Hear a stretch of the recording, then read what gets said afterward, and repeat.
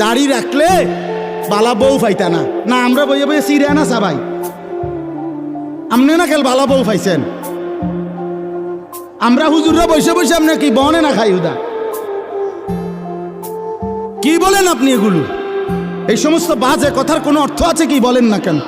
শয়তানের ধোঁকা ছাড়া আর কিচ্ছু না, নফসের ধোঁকা ছাড়া আর কিচ্ছু না। কেন ছেড়ে দিবেন আল্লাহর নবীর সুন্নাত? হাসরের ময়দানে কেমনে দাঁড়াইবেন বাপ?